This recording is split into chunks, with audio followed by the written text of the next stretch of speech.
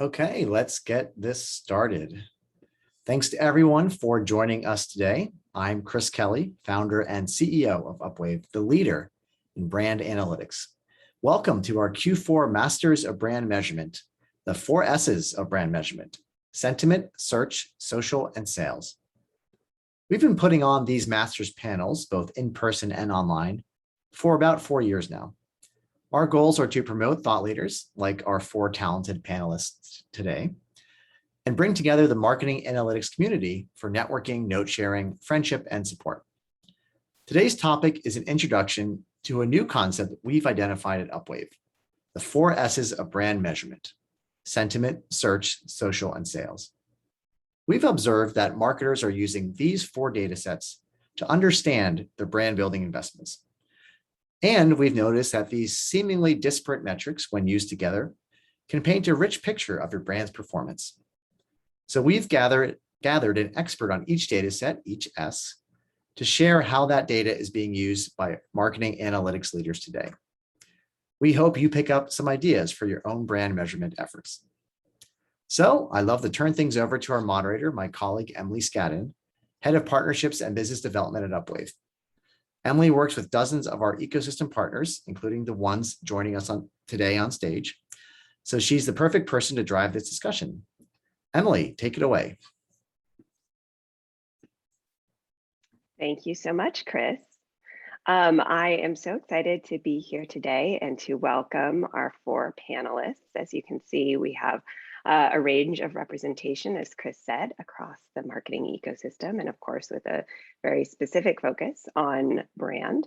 So let's kick off by quick intros from each of our panelists. If you guys can share a little bit about your company and what you guys focus on with your measurement. So let's start with Frank Harrison, please. Okay, thank you, Emily. Hopefully you can hear me. I'm in London, so I'm in the one place that's pitch dark outside, but hey, what can I do? So I'm the founder of Croft Analytics, which is a small consultancy focusing on marketing effectiveness. My focus, not only at Croft Analytics, but in my previous life at Publicis Group for many, many years, is in research and understanding what methods, what tools can help marketers to improve their marketing effectiveness. So things like brand tracking is a terrific thing for marketers to do. So I'm very interested and focused on brand tracking, the tools that help with brand tracking. And I have a specific interest in search, this new metric, share of search. So I'm going to be talking a bit about that. Fabulous. Thank you, Frank. And now we will move over to Frank Zinni from Qualtrics. Thanks, Emily. I work at Qualtrics, and for those of you who don't know what Qualtrics is, we're a software company that develops a variety of solutions to measure consumer, customer, brand, product experiences, and employee experiences through survey primarily, but through other means as well. We recently acquired a social media company, Clarabridge, and so we're pushing out into that space as well. So it's a really rich time to be plowing into this topic. My background, just for background, sorry, I've got 20 years in brand tracking experience. So Frank and I will probably have lots to talk about. I am so thrilled about the wealth of experience we do have on the panel. Thank you for calling that out, Frank. And your point on socials, perfect segue into our next panelist, Guillaume de Cugis. Please let everybody know about you and Linkfluence. Yeah, hi everyone. Thanks, Emily. So I'm Guillaume de Cugis. I'm the CEO of Linkfluence. Linkfluence is an AI platform that empowers brands to analyze social content for consumer insights, and including for brand measurement. So we're about a 200 people company. We just got acquired by Meltwater, which is a much bigger company and the leading social and media intelligence provider. Very excited to be here and talk about brand measurement, which is a fascinating topic. And last but not least, I want to welcome Thomas Benedict from Ibotta to our panel. Emily, Chris, thank you all for having me. Really excited to be here. I'm an SVP of Data and Media at Ibotta. Ibotta is a consumer-facing application. We give cash in exchange to consumers in exchange for their purchase data. We've given back over $1 billion to consumers. So real value exchange. Not sure Facebook has given $1 billion back to consumers just yet. And all that rich UPC level purchase data we collect is really valuable to our brand partners, specifically in the CPG space. And it's really exciting to be partnering with all the great panelists here and with Upwave to figure out better ways to tie that bottom of the funnel sales data to other key brand metrics. So really excited for the chat today. Great. Well, thank you guys all for the quick introductions. I want to take a little bit of time at the outset to make sure that people understand sort of foundationally, right? Like historically, as well as, today, not thinking so far in the future, but, each of your guys' sort of data sets and measurement, right? And why it's really key as part of a brand marketer tool set. So maybe I will start with Frank Zinni at Qualtrics. If you could talk a little bit about, brand trackers and very specifically like challenges that you guys hear from marketers and why, right, it is an important piece of their tool set. Yeah, sure. I think that's a good way to start. I was sort of framing this up as I thought about this question ahead of time a little bit, Emily. Is what are the advantages of brand tracking, and then what are the challenges? And I think it might be that we kind of come across and that customers bring up with us. I think for me, in my experience with customers and in the work I've done over the past 20 so years, the real challenge, the real advantages are it's rigorous. So there's a real good methodology and it's repeated. So there's that rigor. That rigor leads to a lot of confidence and the ability to draw inferences from small samples to large populations. And then the third thing that I think brand tracking does is it's well validated. So a lot of these measurements have been done for 30, 40, 50 years.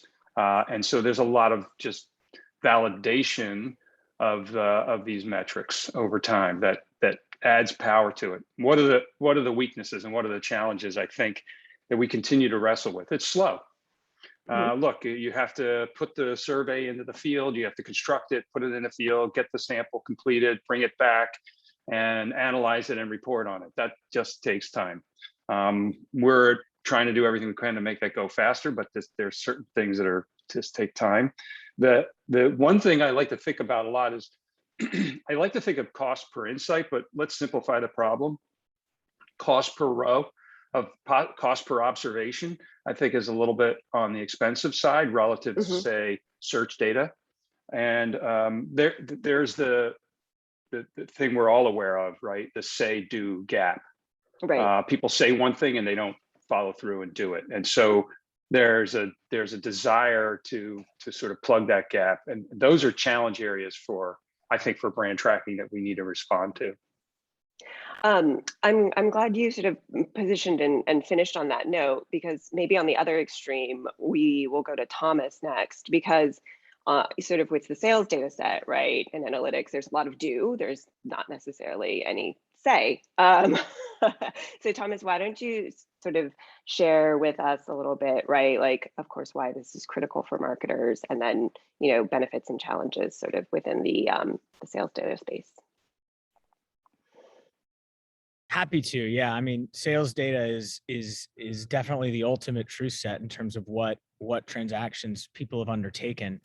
But sourcing, tracking, and having a representative sales data asset is really tough, because there's different ways that retailers make that sales data available. CPGs do not control the point of sale mostly. They don't have a direct relationship with their consumers, so they're depending on the retailers, the data aggregators, third parties, et cetera. But having that true set is just incredibly important to actually understand cost per unit move, return on ad spend, and how it directly translates to those sales. I think brand tracking, viewability, visit lift, et cetera, are great upper funnel proxies, but having the sales data is awesome. You just have to realize you're not going to get all of it. You're not going to be able to track everything perfectly. Access is not ubiquitous, and retailers keep that close to the vest because it gives them power. A cool thing about Ibotta's data set is that we get it from consumers. And so we get data from all retailers. So it is retailer representative, which is a really cool way when you can model out to use that data. And because it's tied one-to-one to an individual, not a household, it gives you that one-to-one insight. So there are going to be challenges. Of course, all data sets have challenges. All data sets have skews. We don't have the most massive scale ever, but having the representative is a really key place to start when you think about, trying to equivocate how your different marketing efforts are leading to different channels, whether it be by retailer or online versus offline. I'll pause Yeah. there. No, I think that's, you bring up a number of good points with that. And I think about my own experience as, a purchaser for my household, right? Like I am very loyal with one grocery store. We go there probably 85% of the time, but that other 15%, right? Like is dedicated budget for other things that either are specialty or something like that. And so with a retailer specific data set, right, you're not going to get that cross retail purchase data that is important for having sort of a fuller picture of the data set itself. Why don't I jump over to Guillaume next? If you could sort of comment, right, on sort of like again, going back to a little bit more of the basics, but sort of the social data set and really how it's kind of bringing advantages to brand marketers. Yeah, and I can see it's going to be a very exciting conversation because I think we're going to try to paint a picture where we are aggregating those data sets for greater value. So on our end, we deal with social data, and I define that as really public user-generated content. So of course, it's all of the social networks, Facebook, Twitter, Instagram. And by the way, they're equivalent in China. We do a lot of business with brands that are developing in China where it's a completely different set of platforms. But we extend that to ratings and reviews, forums, content platforms like, of course, YouTube, but Twitch, for instance, which is becoming more and more relevant, even to, brands that have nothing to do with gaming. Social commerce, which again is another big thing in China. So we take all of this data, if you want, and we analyze it with natural language processing, computer vision to surface insights. And the strengths of that data set is kind of almost mirroring some of the things that I think Frank said about traditional market research and brand tracking. It's built on spontaneous expression. It's about what people are expressing when they're not being asked a question. It's massive in volume, so it's not a small sample, as we were discussing, and it's real time. It's a constant fire hose of content. So it really is interesting when you think about the traditional market research, which I agree with Frank has been around and proven and stable and so on. But also has some limitations that social data is very interesting to bring to overcome, and it's really useful for insights, inspiration, but also measurement, which I'm sure we're going to discuss. Absolutely, we would not get away with a Masters of Brand Measurement panel without discussing measurement. So then let's actually move over to Frank Harrison. So we go around the whole entire box. So Frank, right, like search been around obviously longer than social, and it is again another indicator, right, of where somebody is in thinking about taking an action or whether or not they have a brand or a product top of mind. So can you talk a little bit about sort of the search analytics space and how brand marketers are thinking about using it? Yes, certainly. So I mean, Google have been sitting on a gold mine with their search data for 30 years or whatever it is. And getting hold of that data and making good use of it for marketers is the big challenge. So one of the areas where Google have been very good is the availability of trend data for search queries, which they have published through Google Trends for a number of years. And it's only really recently that this has become a much more public arena for discussion. So Les Binet, Peter Field, some of these British academics mainly, last year talked a lot about the use of what they called a new metric, share of search. It's not a new metric, it's been around forever. And in fact, in Publicis Group, in my previous life, we were looking at, analyzing that metric, search queries, at least 10 years ago and seeing what could that do for marketers. So what marketers want is they want data sets that are going to help them to increase their sales. It's really that simple. And to do that, they want to be able to measure their brand performance, and they want to be able to predict changes in their activity on their brand performance. So what I'd say about the search data is that, and the search data that comes out of Google Trends is that it's really useful for measuring the effect of search queries on sales for some categories, okay? Not all categories, and actually not all brands in categories where it is relevant. So, you know, the work that's been done shows that there is, in many high interest categories, a really strong relationship between search queries and then a lag effect, and then you've suddenly got a sales effect, and you can see it in the data. And the beauty of the Google Trends data is that you've got that data daily, in fact, all the way back to January 2004. So you can look at really long trends for any search queries way back and see what those effects are in different categories for different brands. And of course, people searching for brands in Google, you know, that's a spontaneous thing. They're looking for brands. And so what we're interested in is, how can that help us to understand not just the effect on sales, but also does that provide a good measure of brand equity?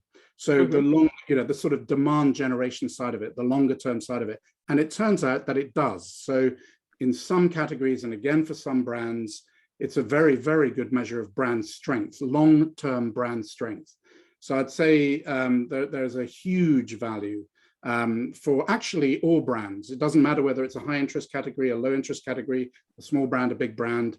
Search data, search query, organic search queries, the volume of those, the trend in those, and the share of search from those is incredibly valuable for brand managers, marketers generally. So I'd say it's a good data set. Yeah, and I'm looking forward to getting into and talking a little bit more about search and share of search as brands sort of grow, right? A lot of brands are obviously new and going to be starting out small and then developing their share of search over time. But before we go into that, let's circle back and talk a little bit about social. So Guillaume, when we were sort of prepping for this conversation, you shared some interesting insights around how, you know, maybe well-established brands are thinking about their, you know, the pillars of their brands, what they represent, versus what you guys would necessarily observe through user-generated content within the social space. Can you talk a little bit about how, you know, the narrative and what we're able to observe changes with the wealth of social data out there? Yeah, so I think, you know, what I'm observing is that, you know, 30 years ago, when, you know, what brands did was create a brand platform and then buy some media time to tell people this is what our brand stands for. I'm oversimplifying, of course, but it was essentially a one-way street. And there were, you know, much fewer media. So now we're in a world where we have media fragmentation, of course, but it's not just media fragmentation, it's about UGC. So now we have customers that are creating content around a brand and saying, no, this is what this brand means to me. And that's very different. So it creates an interesting gap because, you know, we keep meeting brands that are still defining brand platforms, and that's a good thing, by the way, but where there is a gap between what they think their brand stands for and what customers in general or some segments of their audience think this brand means to them. And so on our end, what we do, you know, we've been starting to work on, you know, brand for a long time, brand perception. And so we built that methodology, that model where we analyze brand perception by capturing all conversations around a certain brand, around their competitors, on that social data set. So social networks, forums, and so on. And what we do is we try to identify what are the 10, 12 topics that are representing 70, 80% of those conversations. And we try to, you know, do that using, you know, NLP and so on. And we arrive at defining what we call brand drivers, which are topics that are associated to those brands. And then we can start building some index and can see whether a brand over-index or under-index in a certain category. And to give you an example of like where we have, you know, some really interesting things. So we've been working with a water brand, mineral water brand, and one of their brand pillars was around health benefits, and they created that massive campaigns that was really a beautiful ad campaign, won some prizes in Cannes, beautiful, funny campaigns and so on. And the message was, drink this water and you will stay young. I'm again oversimplifying, and I don't want to whatever. Give it away. Yeah. Okay. But maybe you'll guess. But this was a big thing. You saw this campaign, and it was like about staying young and having all of the health benefits. And we did find that when people talk about brands on social, they mention health benefits in many different ways, and our technology is able to capture that. But actually, this brand was under-indexing in health benefits. It was over-indexing in many different things. So it doesn't mean this campaign didn't work. It created massive awareness, and quantitatively, you would have thought that if you measure it from a share of voice, traditional metrics, it could have been seen as successful, and from a media impact, it could have been seen as successful. But when you get into people's minds, what they're really thinking about your brand when you're not in a room, this message didn't come across. And so that's the kind of interesting things that social data is able to tell us that I find really fascinating. How have you seen brands react to that kind of information from within the social ecosystem, right? I can imagine some of them are surprised and delighted. Some of them are potentially surprised and very disappointed. They've worked really hard on sort of establishing the narrative around their brand. Give me some examples of sort of how they've taken that information. So, and this is connected to some of the things that I hope we're going to be touching upon, but this is linked to maturity, because we, when we started doing that, we had a lot of denial. The data is flawed, right? It doesn't tell me what I'm supposed to hear. And back to what Frank was saying, if you think about traditional brand trackers, they're really modeled around those brand pillars and so on, and they're very systematic. So in a way, they're kind of a self-fulfilling prophecy on those things, whereas social data is chaotic and is very spontaneous. So, I would say when we started working on that 3-4 years ago, we had a lot of denial, revised the data, built some brand pillars and topics around or drivers so what we found is that, this kind of model is actually, for us, something we position probably in year 2 or 3 of the relationship we have with a client, or if they've worked with a different platform for a few years before. Because, and it's the thing with social data and those new data sets, I think, is that there is a journey towards getting more maturity compared to what has been around for 50 years. I mean, like traditional brand tracking has been around for decades. So we've had a whole generation of market research and consumer insights people knowing how to interpret this. For social data, it's a new data set, and it's so for us, we're really we've built a maturity model to kind of help brands understand, where they are as an organization, and that's what we do. We help them navigate this journey around becoming more mature with it. Right. No, that makes sense. I mean, obviously, there's going to be a level of comfort, and to your point, right, as brands continue adding more to their data set, right? It's complicated. There's a lot of different things to be tracking. There can be conflicting insights coming from different sources. So I can see how that would be a part of the evolution, right, of using this data set for a brand. But at the end of the day, all of those gaps you have are opportunities. So when they start seeing that as like, hey, our campaign can be improved, and it has definitely some benefits, but if we twist that message, maybe we'll improve and get the benefits we wanted. That's a long-term benefit for them. So I want to sort of take what you've shared and think about it in sort of a different way, which is to say, you guys are tracking and doing analytics around sort of unsolicited data sets, right? What people are putting out there in the moment when they think nobody's in the room. Whereas Frank, with brand trackers, you guys are very explicitly putting together, surveys and asking people's opinions. Can you talk about how you guys sort of think about solicited versus unsolicited data sets in your conversations with brand marketers? Yeah, and I think Guillaume made a great point about survey or solicited based sentiment detection. And the point that I'm reacting to is it's spontaneous and it's unstructured and it's unguided by the survey. So the survey comes into the field and comes into the environment in search of validation for a predisposed set, a sort of a priori set of assumptions about what should be in the consumer's mind based on what the marketing plan is and what the brand positioning strategy is. And so those hypotheses are sort of pre-baked, and there's nothing wrong with that. That's actually good science in a way. That's the science of hypothesis testing, and that's the science I was raised to sort of do as a social scientist. And it's as we like to say sometimes, when I was teaching research methods, it's still a little bit like looking for my keys only where the light is. When you're doing social media, you're casting a very, very wide net, and you may find a diamond in the rough out in the dark part of the alley where you hadn't thought to look.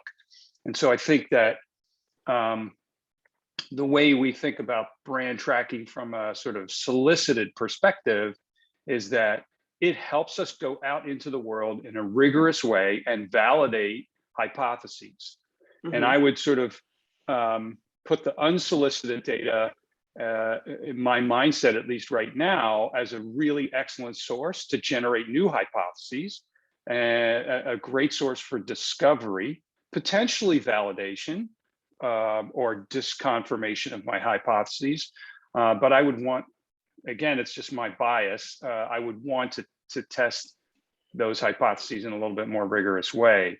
One thing that I keep thinking about when I think about social media, it's sort of, and I'd love to get, I hope we don't go too far off, but I would love to get Guillaume's reaction to this, is that I think there's incredible potential here. We at Qualtrics are all in this area, as I'm sure you're aware. And so my question for you is, as an intellectual one, as much as anything else, not a critique.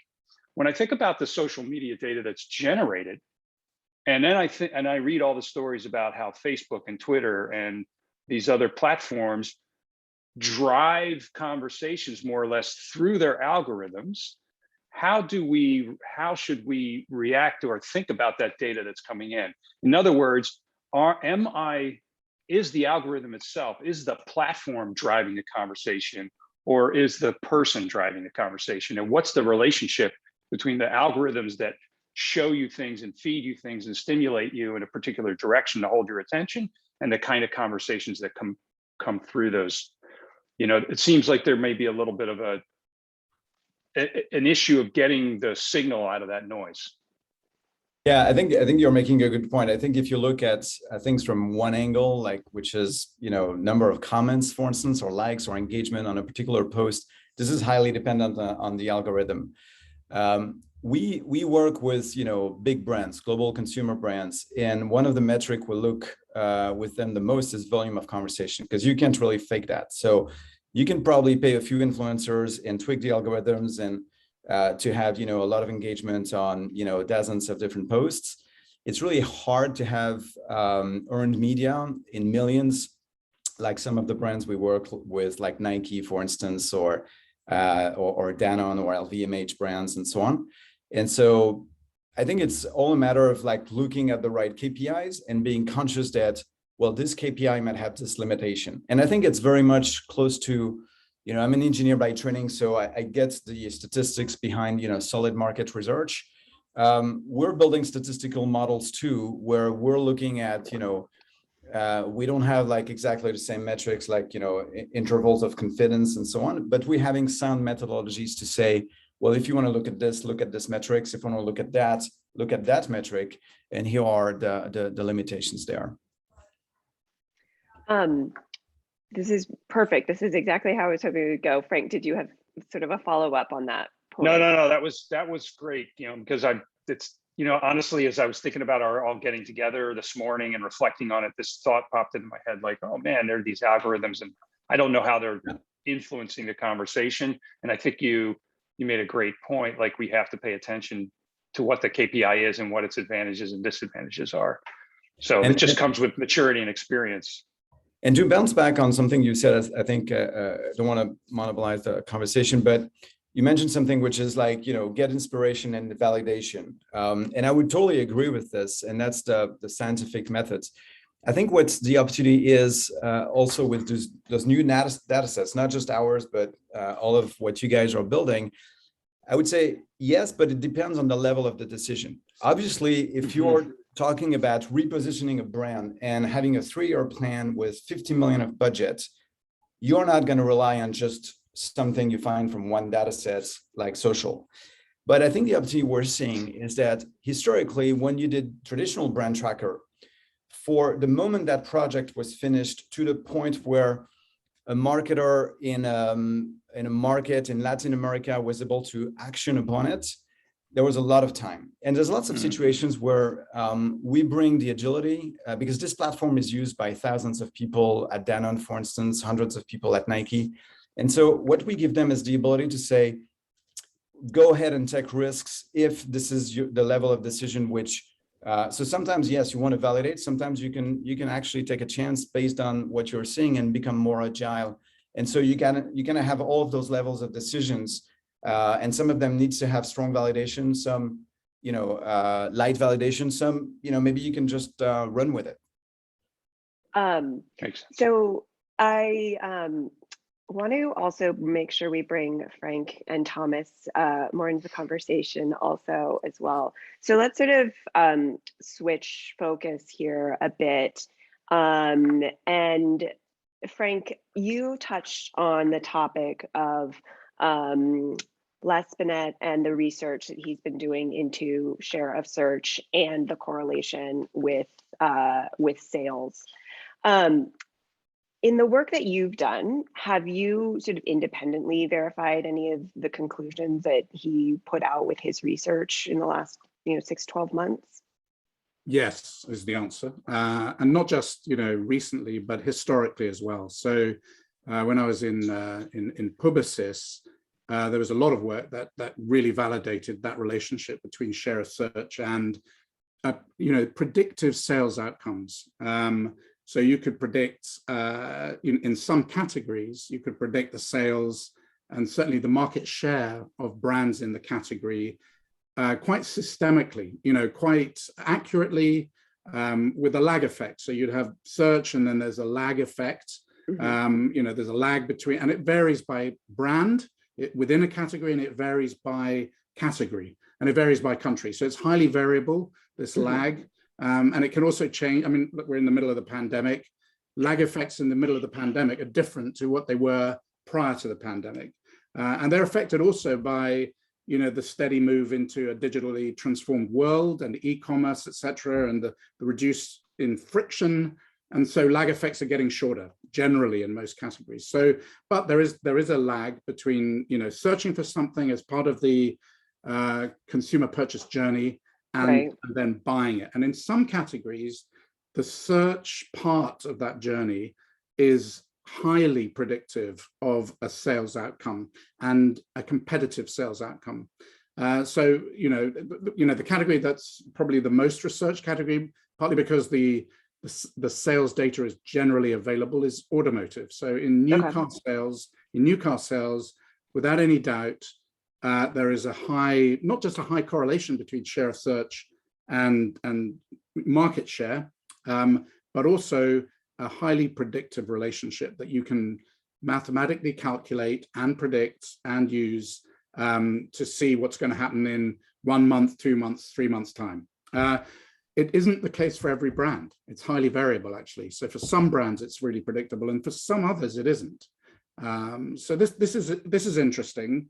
So what I'd say is, so validating the work that Les Binet and Peter Field did, yes, not just automotive, but in multiple categories. So wherever you have a category which is a high interest category, where searching for brands is actually an important part of the decision-making process, then in those categories, typically A, you find a very high correlation, and B, further analysis can reveal very interesting lag effects in terms of predictive sales outcomes. So yes, lots of categories. I mean, I've recently done work in movies. I mean, movies are can be really predictive, highly predictive outcomes for some movies, not all. What about categories where there's less ability to predict the sales outcomes? I'm curious to hear. I mean, this might be the case where we just don't have the body of research at this point, right? Or because to your point, sales has been researched, or excuse me, car sales has been researched very heavily. But where are there areas where there's still, less clarity around that correlation? Packaged goods is the good example here. And most packaged goods categories are low interest, very low interest, very low on people's attention radars, and highly habitual purchasing, and involving very little research and very little searching. So, it's a double whammy, as they say. It's not only that it's a low interest, it's also that the volumes of search are very low as well. And, actually one of the limitations of the Google Trends data is that it takes a random sample. It doesn't actually measure or provide data on the universe of searching. Mm-hmm. It takes a random sample, which means actually every time you do it, every time you run it, you get a different result, or can get a different result. And on small volume queries, you can get quite significantly different results each time you run it. So what I'd say for packaged goods, but there are ways of using the data for low interest categories, which are also really interesting, much more on the long-term demand generation brand strength side of things. So one of the ways to do it is to roll the data up. So by rolling it up for 12 months, Mm-hmm. and then roll it every month for 12, historically for 12 months, what you get there is a much more robust set of data on small volume queries, and a much more robust ability to look at share of search within low interest categories. And what I'd say is that search generally reflects brand equity, Right. total brand equity. Long-term brand strength is reflected in search for most categories, including low interest categories. So you can use it to track brand strength, looking at long-term trend in competitive brand strength.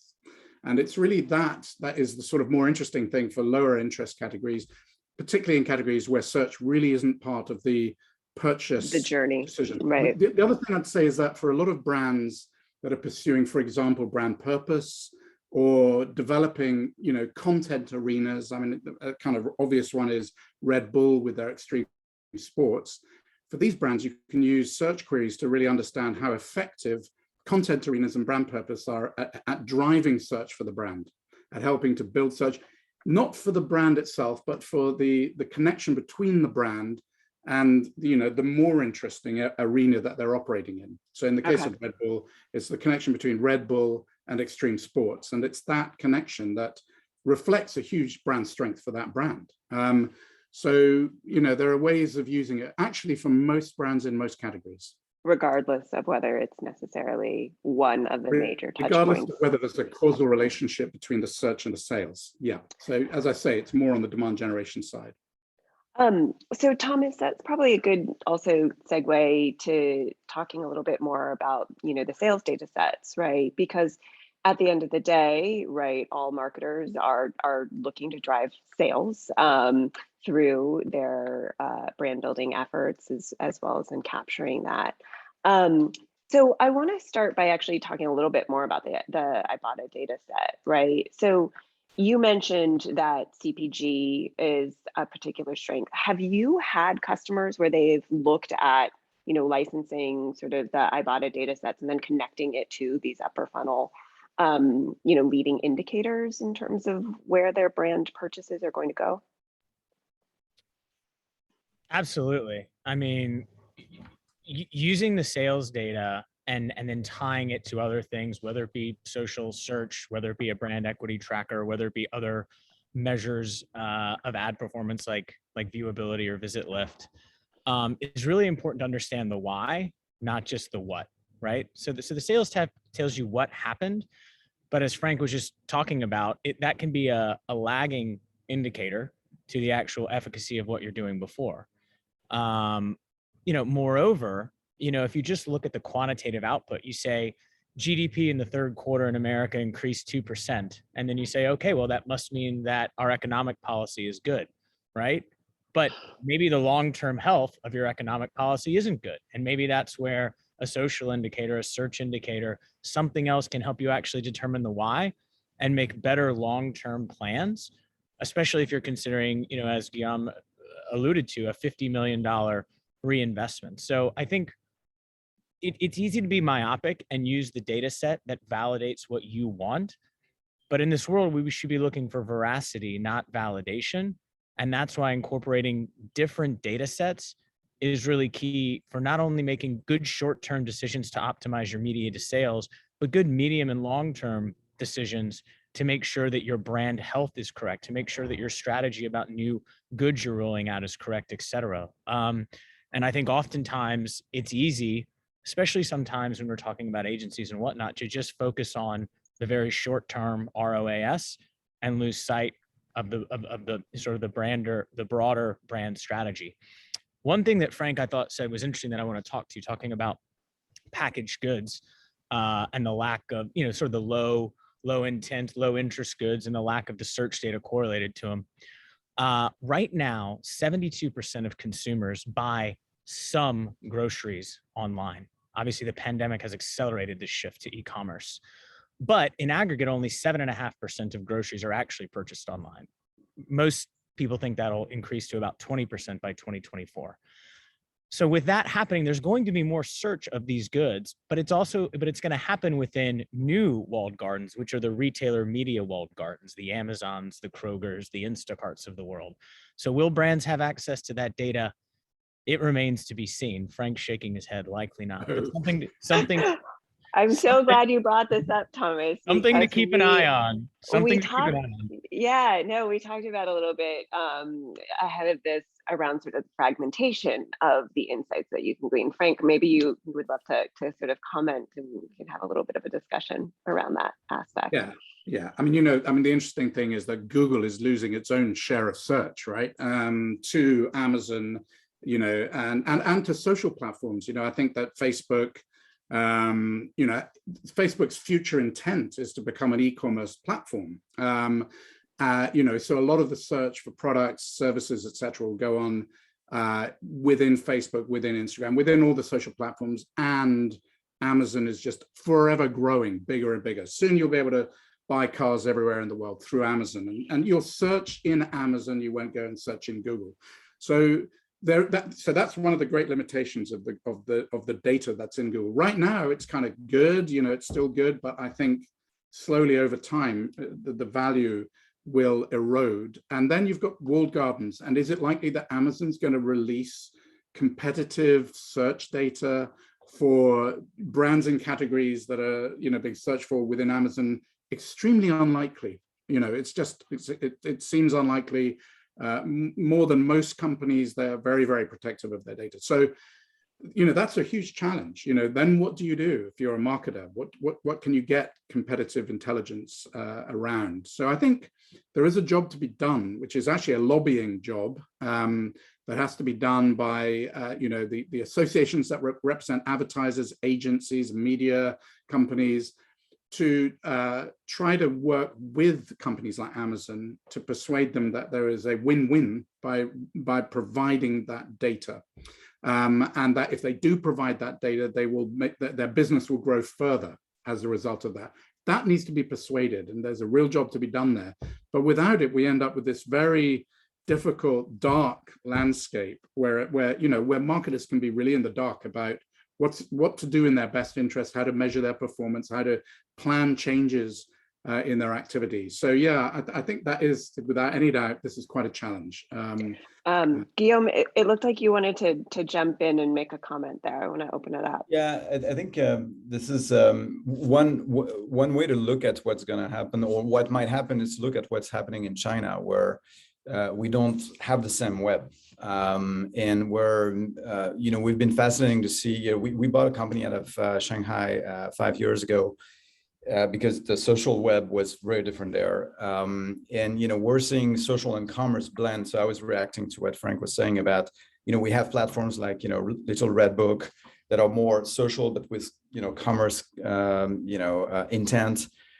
We have platforms like Tmall that have a lot of things around, social influence. We tackle it from various angles, but one of the things that we are looking at in terms of data sets are around ratings and reviews. There are fantastic data sets that I think was under leveraged by many platforms, and we've been building a lot of interesting methodologies around analyzing it.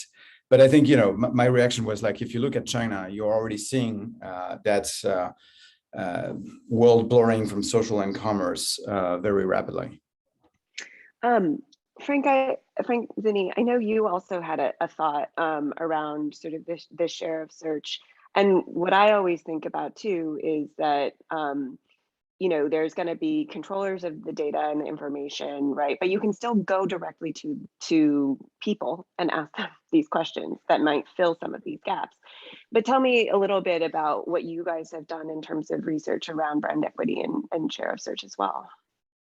Yeah, we're just starting to poke into this because we definitely want to develop this capability, and we recognize the power of this metric. Not the least of which was Les's sort of video from earlier this year or last year. Look, we're just starting to dip our toe in the water. I ran a study in Q2, and I'm just in the US market, 60 some brands, multiple categories, measured brand equity using Hoffmeyer's attitudinal equity score, pretty well validated metrics, simple to implement. And got really nice correlations with same time. So it was May 2021 and search data, and May 2021 survey data. And these are sort of pretty close to bang on, plus or minus a couple percentage points in terms of the values. So that was really encouraging, even for a CPG category like body wash. It wasn't too bad. So I feel like it's a great metric. I feel like search, and I do totally agree with Frank. I think that there's a lot to be explored here, and tying it back to surveys. So I think that playing either with long lags, playing with rolling averages, and playing with maybe even log transformations of the raw frequencies can help us really dig into what's happening in this data and comparing big to small and looking at trends over time. The other thing I'd say is that it's really interesting to consider these walled gardens creating more blind spots for marketers. And I love your point, Emily, because I was thinking the same thing, which is, oh, I guess we gotta actually have to go and ask people again, right? Mm-hmm. Like, like search and social is literally dirt cheap data on a per observation basis. But survey data, even sales data, I would think is relatively inexpensive, more expensive than search and social. But the survey data of all the different types we're talking about here is probably on a per observation basis the most expensive for total cost of delivery, and so we may have to fall back to that to fill those gaps, or we may have to find other ways to use a solicited methodology for further validation, or to fill in those missing gaps, those missing pieces that we can't see. But I think those missing pieces are the hardest ones to fill in, which is, what did you do? Right? Tell me what you did. Tell me what you searched for. Tell me what you bought last week. Is not easy for people to do. So there's big risk out there for marketers, as I think everybody here just shared, and I have the same concerns. So we are about 8 minutes from the end of this conversation. I feel like we could go on for another hour, but I want to do, let's see, I think we had 2 questions. If anybody from the audience has questions, please share them in the Q&A. It looks like we have answered one of them, but I do want to touch on this other one for Frank Harrison, which is sort of talking about paid search, and can it be measured via MMM using clicks or impressions as the input? But how would we tie back, say, the impact of organic mentions of brand and sponsorship on sales? Like, is there a way where we can think about isolating in some way from like general mentions of the brands? So, okay, I'm just trying to understand what the question is. So I mean, there's the paid side of it, which I haven't talked right. about. That's a different data set, obviously. I mean, the data that you've got there is for your own brand, for your own campaigns, and that ties in with multi-touch attribution modeling and that kind of thing. And it's a very, very different set of data. It's not a data set that you can use in the same way that you use search queries. So search queries is macro, large scale, picture. And there isn't really a way to sort of separate out what has kind of come up organically into that brand search, bucket versus what might have been driven through types of like paid media. Well, one of the things that is definitely a big area that's being looked at, something that Les Binet's looking at very closely, is the relationship between advertising generally and search queries, and how advertising drives search queries. And I think the work that's been done shows that there is a very immediate effect of general advertising wherever it appears on search queries, and that then translates into sales.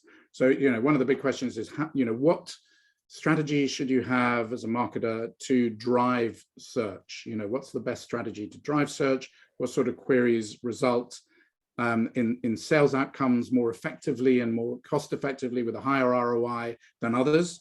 So I'd say, and paid search has an effect on organic search queries, as does TV advertising, as does anything else. So I think there's definitely a job to be done, which is to understand the relationship between all the various elements.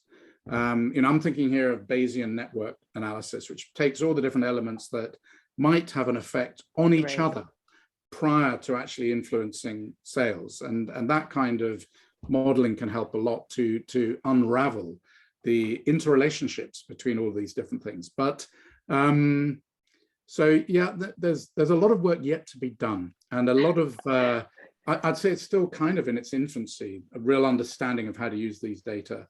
But the work that has been done has been really encouraging. And what's great is that Google continue to provide this data actually totally free. I mean, the Google Trends data is totally free. For the time being, we'll see, right? For the time being, yeah. But I think, that's right. Hope it stays that way. Could I offer a perspective here Please on do. this topic? Because I think it's reasonably well validated that search and sales are pretty well correlated. And I do think that we can take some of the insights we've learned over the many, many years of market mix modeling on sales data, and we could apply some of those same methodologies. I wouldn't have started with Bayesian or Bayesian analytics, Frank, but that's an interesting idea. I would have probably started with vector autoregression or something like that and said, one of the things we do in market mix modeling is there's long-term trend, and then there's sort of moment-to-moment variation. Some of that moment-to-moment variation is noise, and some of that moment-to-moment variation is marketing effects. And then there's the long-term effect of the marketing activity, which is the sort of slow growth or decline of the brand over time. And I think at least my starting point for search data is kind of there. That's where I would start in sort of building models around search data to disentangle, or at least statistically disentangle, noise from long-term brand building from short-term sort of market success, Activation, market effects. Yeah, activation. So with just a few minutes left, I want to quickly go around the room and have everybody give a thought on sort of, 5 years from now, right? Like within your guys' categories, what's going to be the most critical part, either to marketers, your customers, or the data sets themselves? We've touched on fragmentation, right? We've touched on, the rise of different players and the data that they are going to control. But maybe we'll start with Thomas. Sort of thinking, 5 years down the line, what do you think are going to be either the questions or the challenges or the successes that we'll see within the category? It's a broad question. I'll try to be quick. I think first and foremost, companies need a data strategy, whether they're going to outsource it or whether they're going to insource it, just like programmatic. And if you are going to insource it, make sure, because it's a competitive hiring landscape out there, make sure you're finding analytics, data science resources. Make sure you're building a MarTech or ad tech stack that can deal with all this data. I mean, the massive amounts of unstructured data from social and search, I mean, it's just incredible. And if you're going to outsource it, that's fine, but start to think about those vendors. Obviously we hope it's Upwave and the people on this call. But you need a strategy there because it doesn't just happen overnight. These things Right. take years to build. So that's one. And as part of that data strategy, not only what you have in house, but also what is your strategy to acquire and source data? All these walled gardens, the existing walled gardens, the new walled gardens, especially in retailer media specific to consumer packaged goods. How are you going to go about it? Are you going to try to have a first party relationship with your customer? Are you going to throw money into sites where you try to, like Red Bull, get customers directly? Like what is your data strategy itself? And additionally to what are your resources? And I think that a lot of brands are thinking about that sort of maybe tangentially, but they haven't put a lot of dedicated efforts into the long-term strategy. And that's going to be, not to overuse this word, but very deterministic to their success moving forward. Thank you for those thoughts. Let's move to Guillaume. Same question. Yeah, I think there's a couple of things. So first, there's definitely this maturity question. Those data sets are still new to a lot of brands, maybe not to the people who are in this webinar, but to their colleagues. And if we're talking about, the organization gaining maturity and understanding what to make of, social data, what to make of search data and so on, that's going to be a journey. That's going to take not a couple of weeks. And one of the mistakes we're seeing people say, let's do a big piece of research using social data, and then we'll check the box of using social data. That is not checking the box of using social data. You need to think of it as you need to have a platform and drive expertise internally. The second thing is, I think, and I guess this webinar kind of demonstrates it, we're still very siloed. Those data sets should be combined. And I think that the end game is to try to build a 360 view of brand measurements or, consumer insights or voice of the consumer. And I don't think any data set in itself is going to be enough. But right now, we're seeing brands address them in too much of a silo. I think the most advanced ones we're seeing are starting to put together consumer insights, data analytics, starting to build those marketing science departments to try to combine all of those data sets together. And I think that's an organization model we're going to see developing itself moving forward. Thank you. Let's see, Frank Harrison, over to you. Yeah, so I think that there are huge challenges ahead just in getting the data, as we've already just discussed, the issues around Amazon and others and the walled gardens and this kind of thing. But, if you're a marketer, the one thing that you need to know is what is driving sales, what's affecting my sales, what data is there available that can help me to understand how to change my marketing approach to increase my sales. And every brand is unique. So, if there's one thing that we can say is that there's no one size fits all. There are going to be many, many new data sets coming out from, the digital transformation of the planet. There's going to be a great increase in new data. Most of that we don't know about. We don't know what it's going to be, but it's certainly going to be major new data sets, into consumer behavior, people's behavior, what they're doing, monitoring them and tracking them. And that data is full of noise. And so the biggest challenge is the signal from the noise, as we've discussed, and also combining data sets to figure out new metrics, which are combined metrics that have a really, really powerful insight into what's affecting your sales. So I think that there are these big challenges, that there are going to be new data sets and there are going to be new combinations of data and new metrics that come out. What we need is more scientific method and also more public disclosure. One of the nice things about Les Binet and people like Byron Sharp is that actually they are very public about the scientific evidence that they have for what's happening, and the publicness of it is really important, I think, in the marketing space. You know, I mean, you know, in the field of health, in the field of industry, there's a lot of public disclosure, and in marketing there isn't enough. So I think what we need is more scientific method, more public disclosure, and more access to the data that can then be used for that public disclosure. And then we'll start to make some new rules, you know, new rules about what works, what doesn't work. Thank you, Frank. That's helpful. Frank Zinni, last thoughts briefly. Yeah, I'll just reinforce everything and support everything I just heard, because I agree with it 100%. And I'll end with my favorite metaphor. I'm a Formula One fan. I feel like winning today with a brand is like driving a Formula One car. You win every lap by a few milliseconds, and over time you build a big lead. To do that, Formula One teams generate data through 18,000 different channels per car. That's the driver and the vehicle, generating 250 gigabytes of data per race per car, terabytes per year. The point is they're listening to their vehicle and they're listening to their driver in the moment to moment, through many different points of view. And that's what you need to do to win. Integrating that is the next big challenge. Breaking down the silos and integrating across those silos is the next big challenge. It's the challenge that excites me about the future and wants me to stay in the game for another 10. Well, I hope we'll have you for more than 10, Frank. So with that, thank you everybody, to our panelists. You guys have been so wonderful. Like I said, wish we could have gone on for another hour at least.